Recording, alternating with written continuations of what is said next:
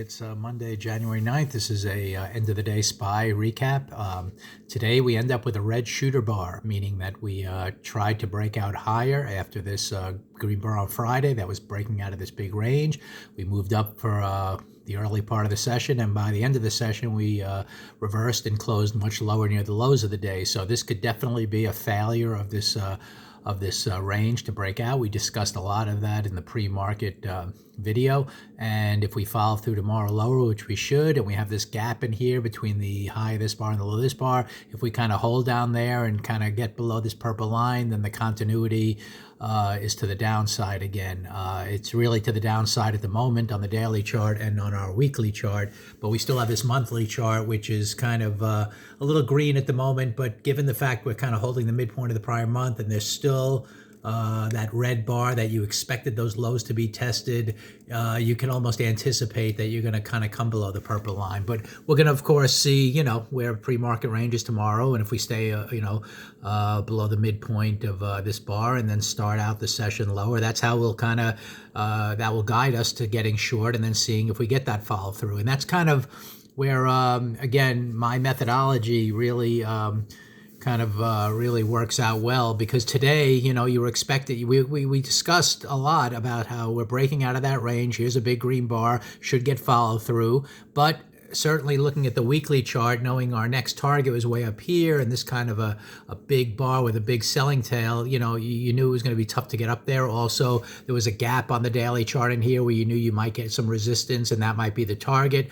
And in general, this was a one-day breakout. You really wanted to see it continue, but you knew there was a possibility it wouldn't. So you want to always have context in mind when you're kind of looking at these green or red bars. What's really developing in the big picture? What are the what-if scenarios? That's kind of what I was going over. So in my pre-opening video, I was definitely discussing the failure possibilities. I was definitely playing the upside, but always knew that the failure was possible, and this was one of the scenarios I pointed out. Could have happened right out of the gates, below the midpoint of that day. Could have happened just a brief little move above the high of yesterday and then to the midpoint of yesterday, or it could have been this type of thing, a big move up and then a shooter bar that failed, and that's what it looks like we got. So I was on the lookout for those three type of failures, and it looks like we might have that one, but you never know. I mean, we're going to find out tomorrow. Sometimes you get a shooter bar followed by a move down and then another hammer bar, and then we might be starting up again. So it could be, you'll never know. But again, the way you kind of take advantage of that is using, again, what I like to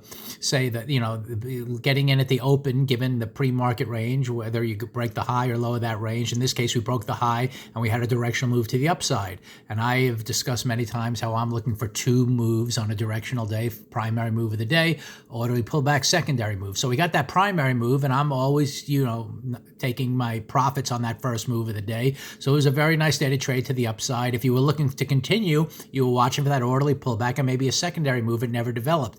And what actually developed was you got the big downward bar, and I then put a video out showing how I bought puts and, looking for this potential shooter bar failure to happen. And it ended up being a nice trade here at the, at this blue line, and then we kind of closed down near the low. So we should follow through lower tomorrow. This could be a big failure of a breakout of this range. If we can really have some more price action that follows through, then we're going to be targeting the bottom of this range. Again, this could be that monthly chart where we had the red bar from last month, and you kind of were anticipating at least testing those lows. We didn't do it to start the month, and we didn't, in this type of month, you could see if this proves to be the high of the month, we only came to about the midpoint of that bar, and then we might end up with a big red bar down, kind of like a month like this, where you kind of have a red bar down, you're expecting to go lower. It clearly started the month up a little bit, never really got above the midpoint, and by the end of the month, it went way down here. So, we're still in a position here, even though it's a little green at the moment, that by the end of the month or sometime, we could be testing those lows pretty easily. That's kind of what you expect when you see a red bar like that. At some point, you expect those lows to be tested. So this might be the big start of a big failure on the weekly chart. That's now red. Our daily chart's red. We'll see where tomorrow opens up. And if we can kind of head down here with some follow through towards the purple line, then you're going to be anticipating going to the bottom of this range. Kind of a failure to break out to the upside should mean you're going to the bottom. So that's context. You use the pre-market range to judge the initial trade. You kind of get long, but you also, you know what has to happen in terms of two moves up and down. And once you saw that whole day fail, the orderly pullback, second push up, you knew that that was likely the high of the day. And at that point, given that this big red bar also coincided with a potential failure of a breakout of a big range, that's why, it was a type of thing where getting short here was a pretty good play, and it ended up closing near the lows, and we should get follow through lower tomorrow, but we'll find out. So anyway, context is still, did we really fail to break out of this range? I think price action in the days ahead will let us know that. Also, the market might just be digesting the CPI number coming up at the end of the week. It tends to do that here.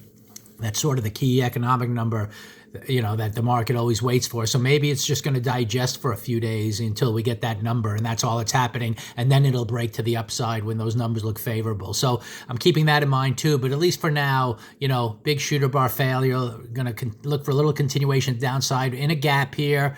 This will be a key area to see how this structure unfolds relative to this purple line. Can we get the monthly chart with continuity to the downside? Or is the market just kind of holding the breakout a little bit and then eventually goes up? You don't know. But for now, it looks like a potential failure. And again, it was a pretty clear day to trade, buying, the breakout on the first bar here, and then actually, buying some puts here after you didn't get the secondary move to the upside.